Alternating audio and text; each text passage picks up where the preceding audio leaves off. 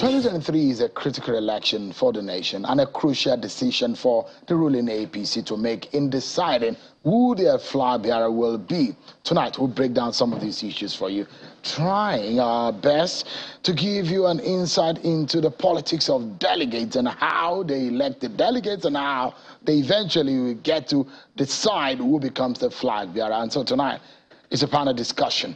And I brought you to the program tonight some heavyweights in terms of understanding the knowledge of the politics and all of that as far as the APC is concerned. Tonight I'm being joined by a former presidential spokesperson, Mr. Iman Niboro. Thank you so much for joining us tonight. Thank you very much. And also we have Mr. Max Olga, who is a lawyer, and as well as Mr. Kabiru Faskari, who is a chieftain of the APC. Thank you so much, gentlemen, for coming tonight. Thanks for having us. Let's begin, and perhaps let me do a quick analysis so that will be the basis and the premise for our conversation. So take a look at this. You wonder how many people will be the delegates to the APC presidential primary, and this is how it's going to go. First and foremost, who are the delegates? The election is going to be of 3 delegates in each local government areas and 6 area councils of the FCT Abuja. So that means 3 delegates times 774 local government areas, giving you 2,340 delegates. Now, hold that on your left hand and keep it there. It will be very important for this conversation. Now, let's break it down for you. By region, the northern region has the highest delegates for the APC. He had 1,257 delegates, while the South has 1,068 delegates. That's another very important mathematics that will be important for this conversation. Let's break it down further by zone so you get a sense of what this all means. The highest zone, the zone with the highest number of delegates is the Northwest.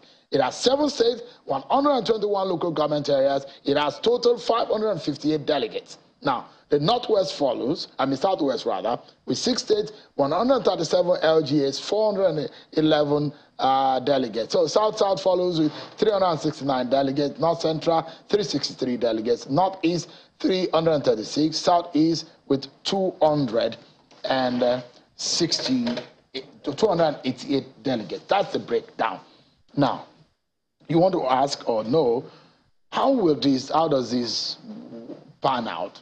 So, for example, if I were from China's television state and I have 300 delegates from China's television, it's almost given that I would have taken those 300 delegates. So imagine, without having to mention names right now, the states from which these aspirants are holding their major strongholds and how you can almost make a calculation on who becomes the next or who becomes the flag bearer of the APC. It's a simple permutation to make because politics is science. Let me allow my guests to get into this. Mr. Niboro, let me begin with you. Yes. What do you make about it? It looks interesting. Yes. When we talk about the mathematics of politics, yes, very exciting. It's almost cast in stone, is it? But this issue of delegates, what comes out to you as the most fascinating? Well, thank you, Sheol. There are interesting days ahead, definitely. And whichever way you look at it, aspirants will go for these delegates. I do not think the votes of delegates, eventual output at the convention will reflect North or South. I think they will go for that person who has been able to reach out, that person who has a track record, the person who has also gotten a certain nod, certain quarters. That kind of person will attract the votes of these delegates. So that's why you see them going round and round, from state to state, talking to delegates. Because these eventually are the people who are going to elect you. And I don't think they're going to elect based on North, South, East, West. I don't think so. From experience, let's break it down. Yes, because as you understand the yes, intricacies as well as Mr. Faskari, yes, and Mr. Oge, and I'll give a few examples. You imagine that Bola Tinubu has friends, Professor Shibajo has friends, yes, and they have their strongholds. You imagine like Senator Rochas Okorocha also has his own stronghold. You also imagine that the likes of Rotimi Amechi has his own stronghold. For example, take Rotimi Amechi. He's from Rivers State. That's correct. And he somewhat controls delegates from that state. Same with Bola Tinubu. You also will say, oh, maybe Bola Tinubu has an inroad in Kano, for example. Similar with Professor Oshibajo, who as the DG of his campaign, a sitting senator, a former governor from Kano State. There will be somewhat like some buy-in by that in that state. Yes. Now, whatever you may want to come by, what will also break down all of this issue is the fact that there are northern aspirants. At first, they were all southern aspirants, except for Yaya Bello. But now we have more, about 6 or so northern aspirants. So there's going to be a balkanization of the delegates. But basically, where do you think is going to be the biggest tough for the battle? Which region? Well, definitely the region that has the most delegates is the Beautiful Bride. Right now, we're talking about the Northwest, for instance. So, who is... But there's no candidate from the Northwest. That's correct. Yeah. So that makes them an even more beautiful bride. So if you reach out and you are able to convince them and you have the certain backing of, because politics is, all politics is local also, but all politics is also about leaders. If the leaders give a nod in a certain direction, you will get your delegates. So you have to work on both delegates and the leaders. Let me bring Mr. Faske into this conversation. Yes. We also talk about how governors have had a stronghold. You can almost imagine that states with governors will have almost 100% in the way swaying where the delegates go. Does it apply in the APC presently? Well, it does. Past experience shows that, of course, the leanings are very important. But today, I think what is playing out is that you have very many formidable candidates with very good reach. And the Northwest being looked upon as the beautiful bride is a fact. But to get those delegates, you do need to really reach the governors. It's very important. But your appeal, your outlook to governance, and probably your integrity today, because most people in the Northwest have suffered enormously on the, this crisis of kidnappings.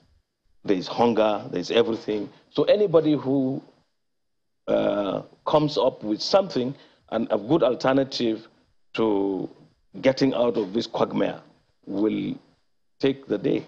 But mind you, the governors, whatever you do, will have to help the candidate to really reach the delegates. It's very important. It's very crucial.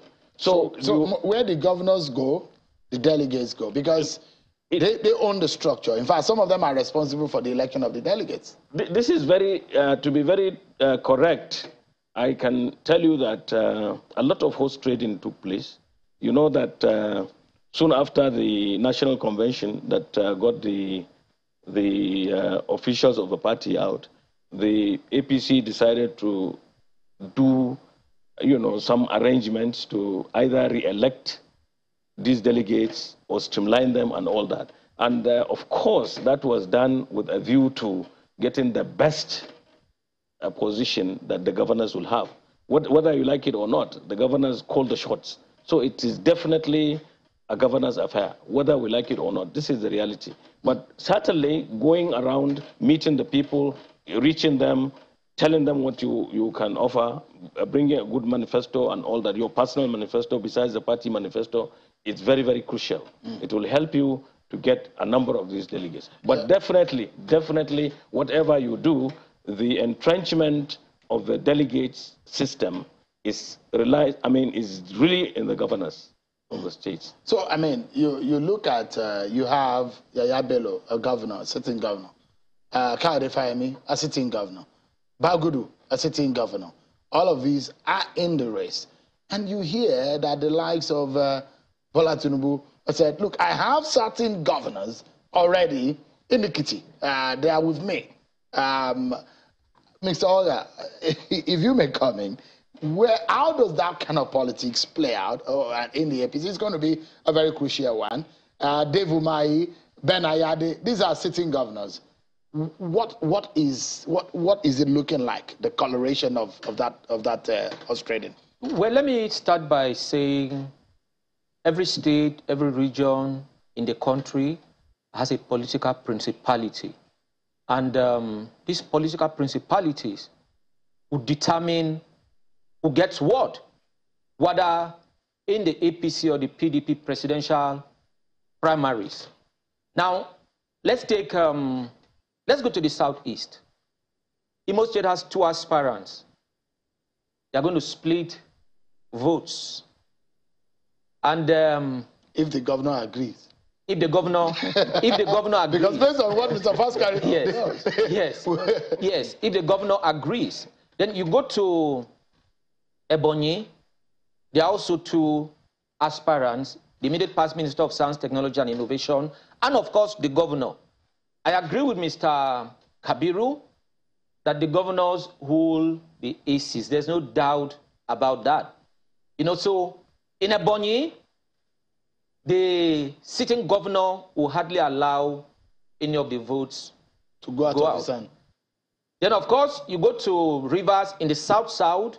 I am not certain now who between Rotimi Amechi and Senator Magnus Abbey will be in control or is in control of the delegates. Now, I say all of this to say that there are 2 aspirants from Rivers State, similar to Ebonyi. Well, let me borrow the language of Senator Alin Dume, who was your guest last week or so. He said some people are participants, while others are contestants. I think on a serious note, Rotimi Amechi is the outstanding aspirant from Rivers State. The other aspirant is a businessman. Not much is known about him and the politics of the APC. You know, so I don't know if you'll be able to control delegates from that state. Yeah. Now, I just touched the south-south and the southeast. Now we move to the southwest, where we have the anti-penultimate highest number of votes after the northwest. Now, the number of aspirants from the southwest will impact on what each and every one of them is going to get from there. But let's not forget that one of the aspirants, in quote, comes from 2 states in the southwest. So that's going to give him... Can anybody have come from 2 states? That's what I said in quote. Yes, that's what I said in quote. You know. Lagos by Osun State by birth and all of that. Then Lagos by association, by residency, by all of that. So that gives that aspirant an advantage. So the North is going to determine to a large extent who picks the APC presidential ticket. The North is going to determine who picks even the PDP presidential ticket. Could a Yaya Bello, for example, is the only North Central aspirant of the APC? Yes. What are his chances? North Central has the 4th largest number of delegates, 363 after the South-South. Yes. Yes. Now there's something we must crack here. Yes, you have this number of delegates from the North Central. You know, but you cannot throw all of the votes from the North Central into one basket because the people are not the same, right? I don't think the man from Niger would look at Yaya Bello's emergence as a president as something that will bring him any benefit. You cannot divorce our politics from sentiments. I don't think the man from Nasarawa will see a presidential ticket being dropped in Kogi as his. You know, so there's going to be a split. People will take positions based on religion. People will take positions based on ethnicity or tribal leanings and all of that. So we cannot say what we are saying about the votes of the Northwest, okay, about the votes of the North central. Let's take a breather. There's so much more to talk about on this matter. Plus, the influence of President Muhammadu Buhari. Some say, look, no matter what the permutation is all about, should the president come forward and say, look, Imani Boro, for example, is my aspirant. That's where everybody goes. Is it that easy? Well, or if he says, Kabiru Faskari is my man, or Max Oga is my man, how easy can that decision be for the APC? Will everybody go in the same direction if President Buhari decide to talk on this one? We'll take a breather, everyone. And when we come back, my panelists will still be talking to us about the APC, the delegates, the size of the delegates, and the primaries of the APC. Is a big hurdle. How will the party be able to swim through? We'll discuss more when we come to this. Join us.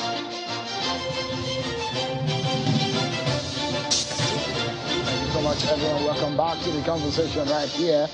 Well, the breaking news that you're seeing right here on the screen is a story we've been covering for you the better part of the day, that Senator Rochas Okorocha, former governor of Imo State and APC presidential aspirant, has been arrested by the EFCC.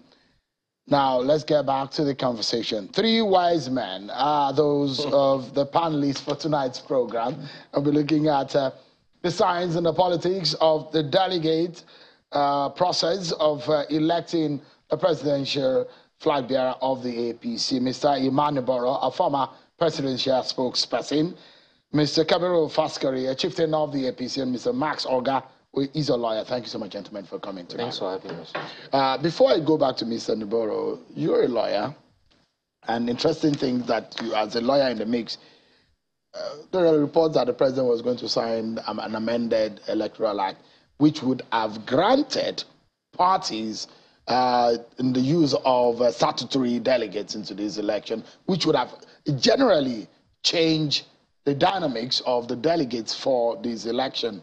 Do you see the president signing it before Sunday or Saturday, as the case may be? Well, anything is possible, but the challenge is, even if the president does, we cannot rely on that law, because one of the major political parties, the People's Democratic Party, has already gone almost midway into its primaries.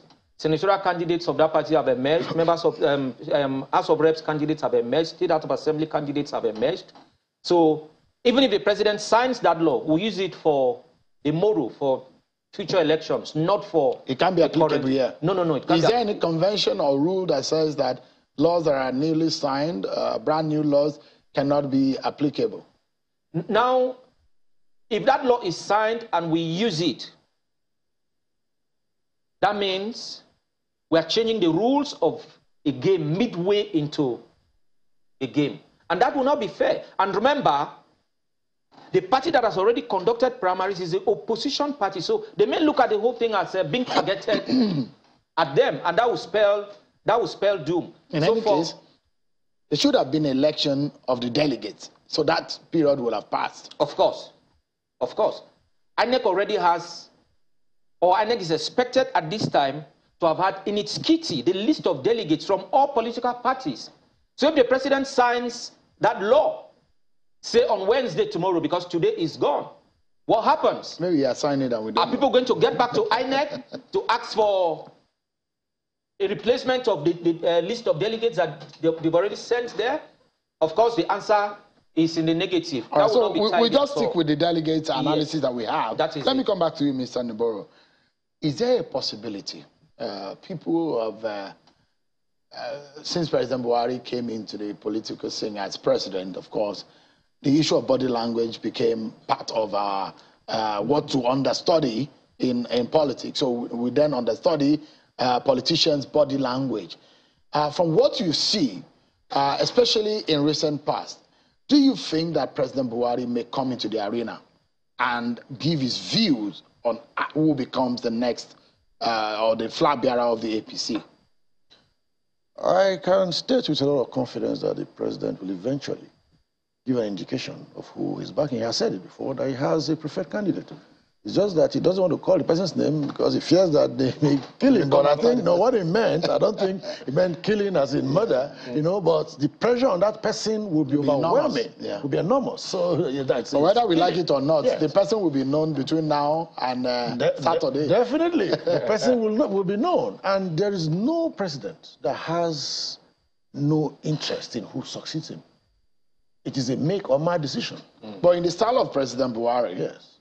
Do you think that an antecedent, do you think is that kind of person that will impose his choice on the party?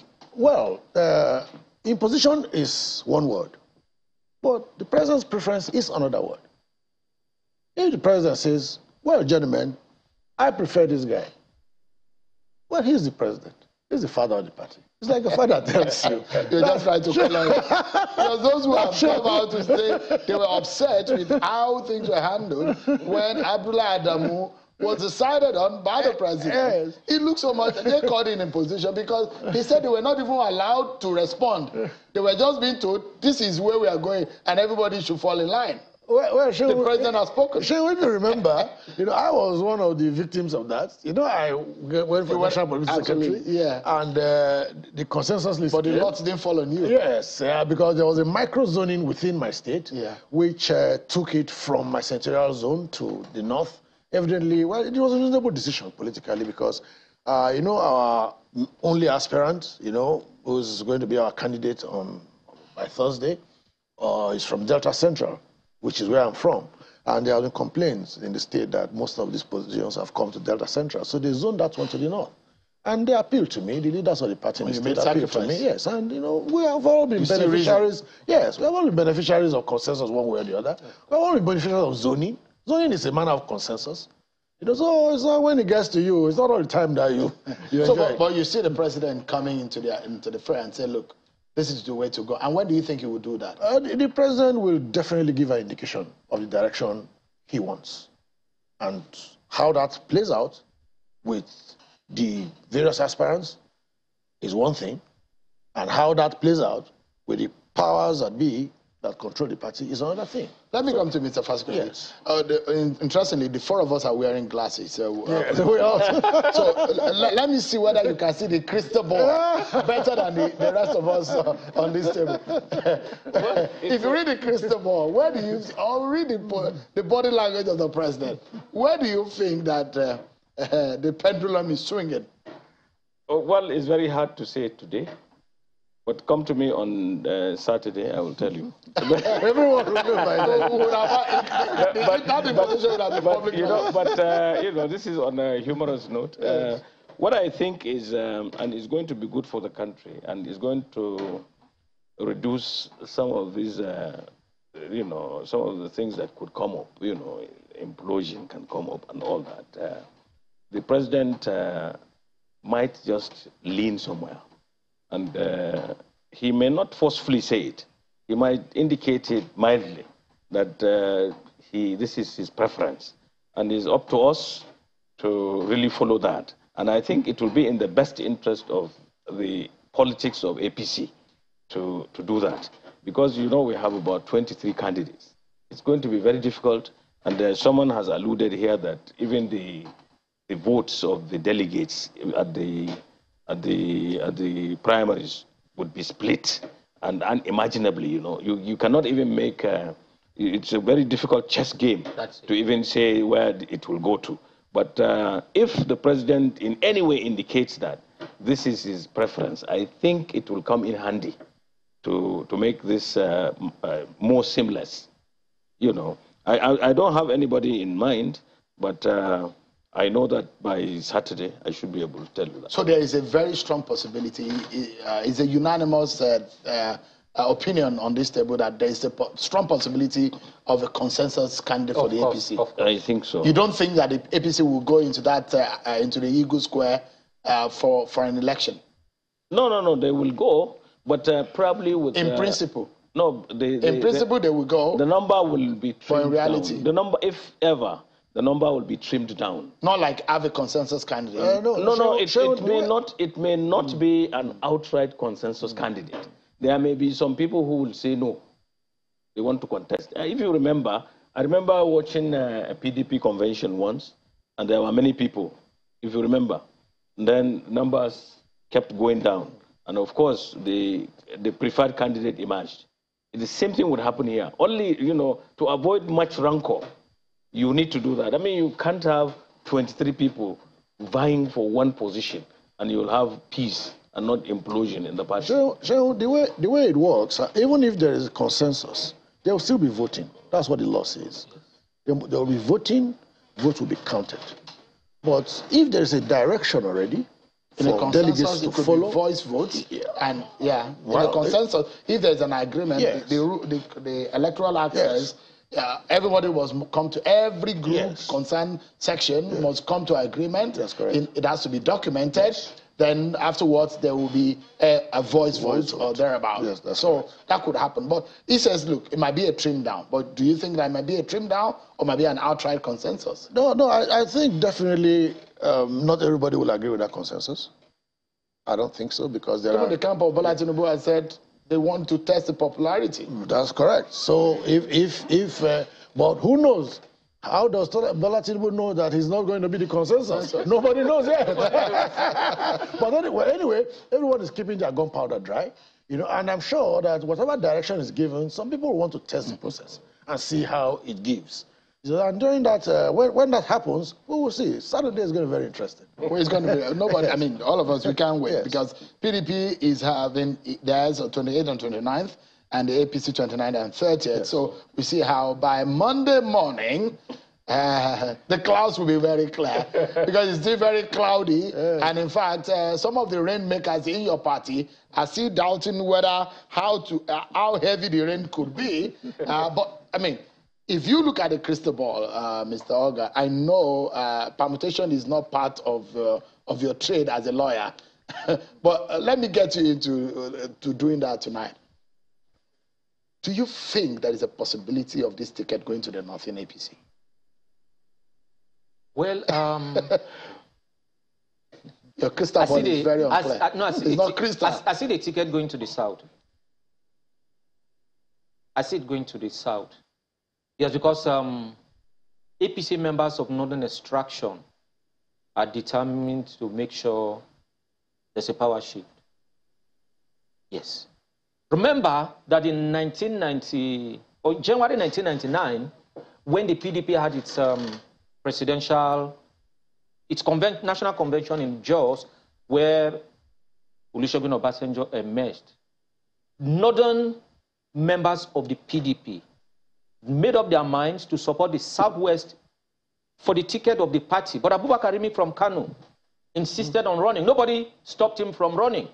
But even delegates from Kano voted in favor of the collective agreement of Northerners that the Southwest be supported. So I foresee the same thing playing out in the APC in the forthcoming presidential primaries. Let me just Northerners would deeply support the South. Let me pause you for a moment and let me give you this information just coming in from the APC. There is now a revised APC timetable for the 2023 primary election. This has been signed a few minutes ago by the National Publicity Secretary. We had a revised one about 2 days ago or a day ago, but this is, I mean, if there is anything like revised, it's probably the revised APC timetable for. So this is how it looks like. Thursday, 26th of May, 2022, the governorship of state delegates, State House of Assembly. Friday, 27th of May, House of Representatives, and Saturday, 28th of May, the Senate. Then, of course, the presidential primary has not changed, 29th and 30th of May. There we go. I mean, this is like a flip-flop for your party. What is going on? I will answer you.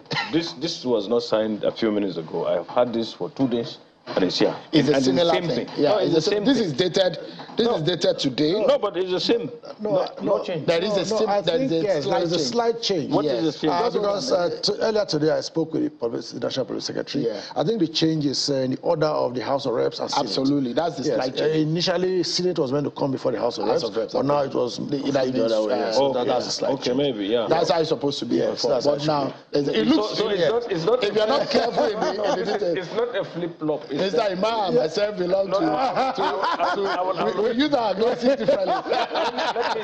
Let me say. We are journalists. Yes, so we see different things differently. No, let's see the mindset of the people who caused this change. Yeah.